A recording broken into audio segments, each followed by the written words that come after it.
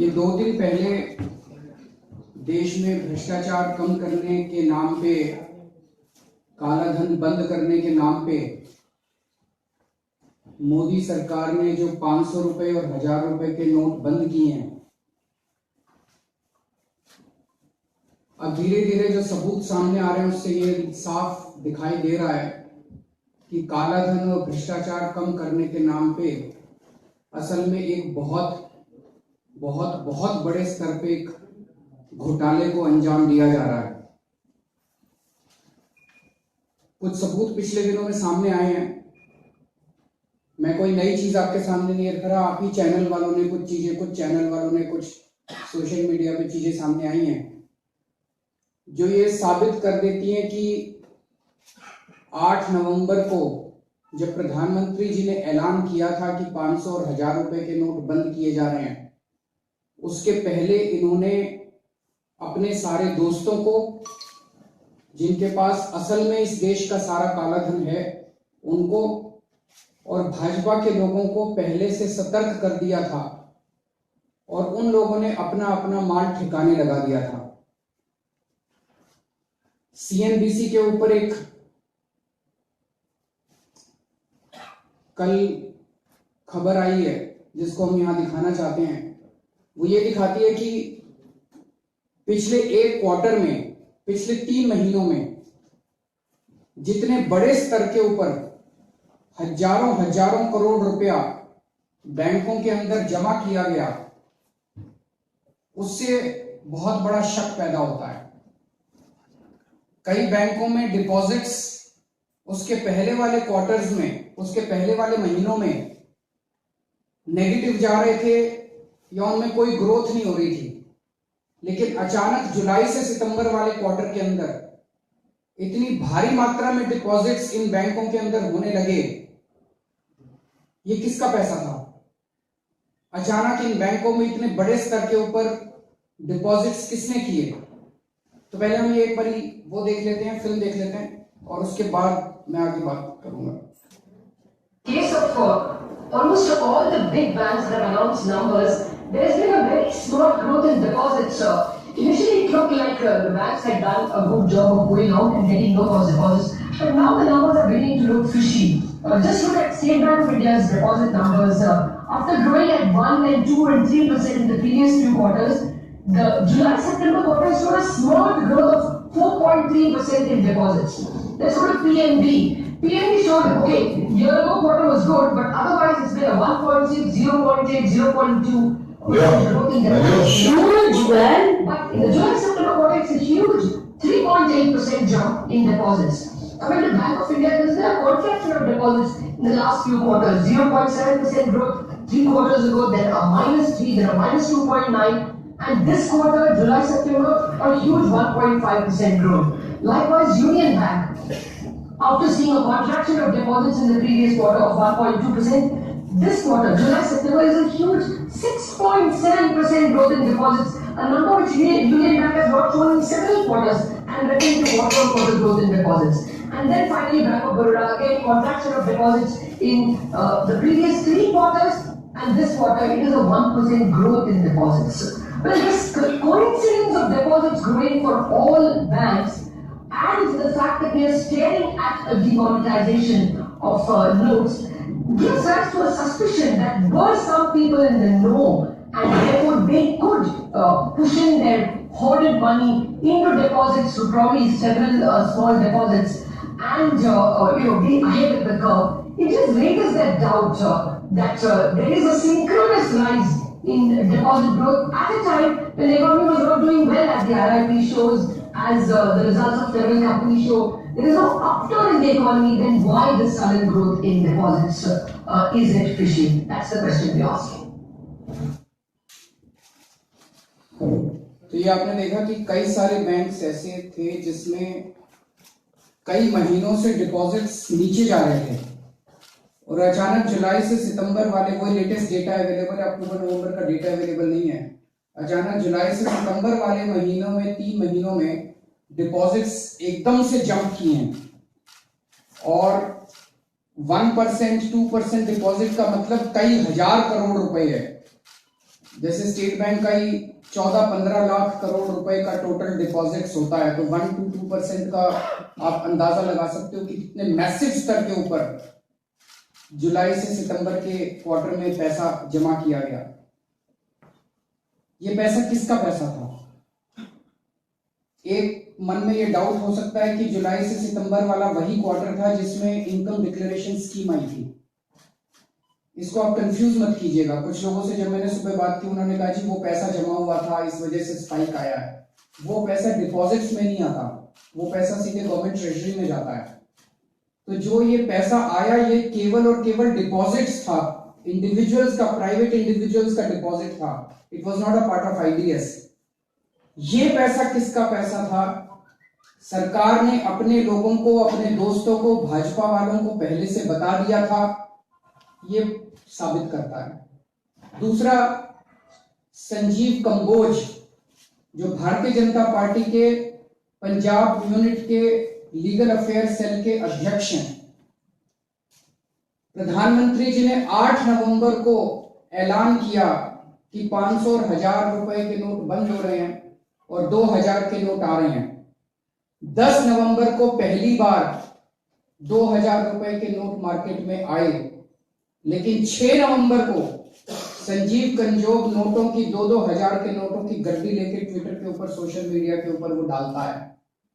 6 नवंबर को प्रधानमंत्री जी के ऐलान के 2 दिन पहले उसके पास 2-2 हजार रुपए की गड्डियां कैसे पहुंची? इसके मतलब सीधा है कि जो इनके अपने दोस्त थे, जो भारतीय जनता पार्टी के लोग थे, उनका सारा पैसा ठिकाने लगा दिया गया और इस देश के लोगों को अब तंग किया जा रहा है।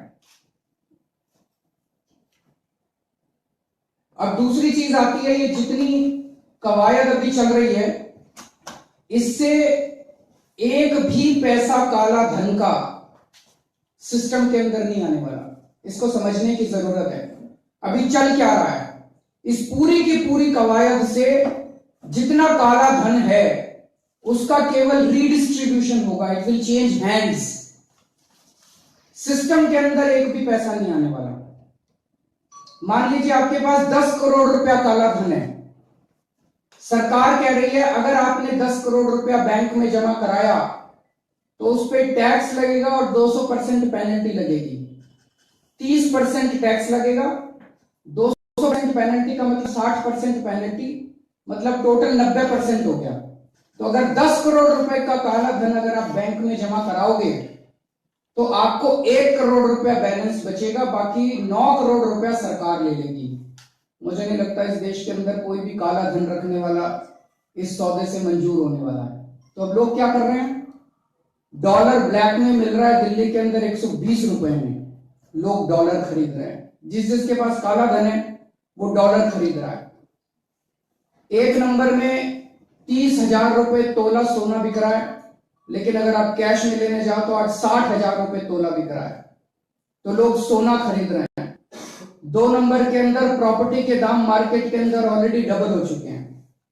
तो पहली चीज, जिसके पास काला धन है और उसकी कहीं सेटिंग नहीं है, वो आज मार्केट में चला जाए, वो डॉलर खरीद रहा है, वो सोना खरीद रहा है, वो प्रॉपर्टी खरीद रहा है।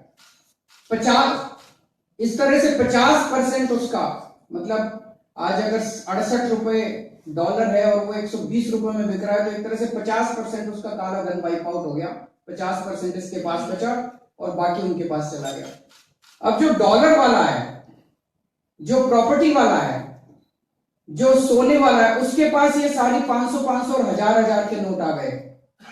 ये लोग अब 2-2 हजार रुपए के नोट से इनको एक्सचेंज करवाना है। उसके दलाल घूम रहे हैं मार्केट के अंदर।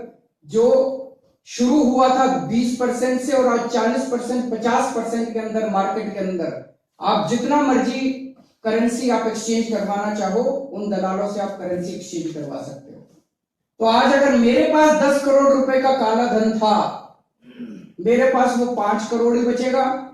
किसी और के पास, डॉलर वाले के पास 5 करोड़ चला जाएगा और फिर डॉलर वाला 2.5 करोड़ रुपए उसको देगा, 2.5 करोड़ इसके पास बचेगा। तो ये पूरे बहुत बड़े स्तर के ऊपर काला बाजारी देश के अंदर शुरू हो गई है। काला धन बंद करने के नाम पे बहुत बड़े बड़े दलाल इस टाइम मार्केट के अंदर घूम रहे हैं, जो काला धन को वाइट करने के, काला धन को बदलने के, आपके 500 और 1000 रुपए 2000 रुपए में कन्वर्ट करने के लिए बहुत बड़ा स्कैम पूरे देश के अंदर चल रहा है। टीवी के ऊपर आके धमकी दी जा रही है, 2.5 लाख रुपए के ऊपर अगर आपने जमा कराया तो आपको छोड़ेंगे नहीं, 200% पेनल्टी लगाएंगे।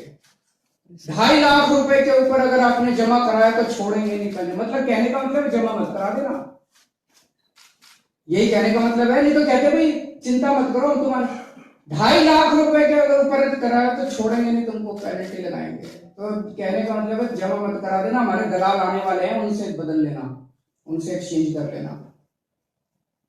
किसको पकड़ा जा रहा है? ये लंबी लंबी लाइन है, इसमें कौन लोग खड़े हैं? छोटे छोटे लोग खड़े हैं, छोटी छोटी गृहणियां खड़ी हैं, जिन्होंने बेचारियों ने हजार रुपए इकट्ठे कर लिए थे, वो लोग खड़े हैं। उन्होंने टैक्स की कोई चोरी नहीं कर रखी, वो लोग खड़े हैं। रिक्शे वाला खड़ा है, गृहणियां खड़ी हैं, चांदनी चौक के बेचारे व्यापारी खड़े हैं, मेरे सदर बाजार के व्यापारी खड़े हैं, गांधी मार्केट के व्यापारी खड़े हैं, किराने की दुकान वाला खड़ा है, मजदूर खड़ा है, किसान खड़ा है लाइन के ऊपर। तो जो 2.5 लाख रुपए जिसकी इनकम है वो तो चोर। अमित शाह जी ने कल प्रेस कॉन्फ्रेंस करी, उन्होंने ये लिखा 2,500 करोड़ रुपए जिसके पास है छोड़ेंगे नहीं। उन्होंने कहा 2.5 लाख रुपए जिसके पास है उसको नहीं छोड़ेंगे। तो मैं ये पूछना चाहता हूं, ये 2.5 लाख रुपए वालों ने काला बाजारी कर रखी है इस देश के अंदर कि 2,500 करोड़ वालों ने काला बाजारी कर रखी है इस देश के अंदर? कितने लोगों की मौत हो गई है पिछले 3-4 दिन के अंदर? चारों तरफ अफरा-तफरी का माहौल बना हुआ है। तो ये मोदी जी का सर्जिकल स्ट्राइक, ये काला धन के ऊपर सर्जिकल स्ट्राइक नहीं है, ये बड़े बड़े काला बाजारी करने वालों पे सर्जिकल स्ट्राइक नहीं है, ये इस देश की आम जनता के, जो उन्होंने बरसों में अपने घर के अंदर थोड़ा थोड़ा पैसा जमा करा के रखा था, उसके ऊपर सर्जिकल स्ट्राइक है। और काला धन के नाम पे बहुत बड़ा घपला, बहुत बड़ा स्कैम इस देश के अंदर चल रहा है। मैं प्रधानमंत्री जी से, अमित शाह जी से और भारतीय जनता पार्टी से 3 प्रश्न पूछना चाहता हूं। पहला ये कि उनकी नजरों में, आपकी नजरों में किसके पास काला धन है इस देश के अंदर, वो बताएं। अंबानी, अडानी, शरद पवार, सुभाष चंद्रा या बादल, इनके पास काला धन है? या रिक्शे वाला, मोची, नाई, किराने वाला, किसान, मजदूर, इनके पास काला धन है? किसके पास काला धन है ये लोग बताए जरा। दूसरा, ये लोग सार्वजनिक करें इस देश के सामने कि 8 नवंबर के पहले अपने दोस्तों की वो लिस्ट सार्वजनिक करें जिन जिन को इन्होंने पहले से बता दिया था और जिन जिन की दौलत, काला धन इन्होंने ऑलरेडी सेट करवा दिया है, ठिकाने लगवा दिया है, उसकी सारी लिस्ट सार्वजनिक की जाए। और तीसरा, अब ये जो बड़े स्तर के ऊपर षड्यंत्र और काला बाजारी और कमीशन खोरी चल रही है, 1000, 500 के नोट, 2-2 हजार रुपए के नोट में बदलने की जो देश के अंदर बड़े स्तर पे कमीशन खोरी चल रही है, ये सारा पैसा किसके पास जा रहा है? ये सारा पैसा, ये कमीशन खोर कौन है, दलाल कौन है, इनकी लिस्ट ये लोग सार्वजनिक करें। ये 3 प्रश्न हमारे प्रधानमंत्री जी, अमित शाह और भारतीय जनता पार्टी से।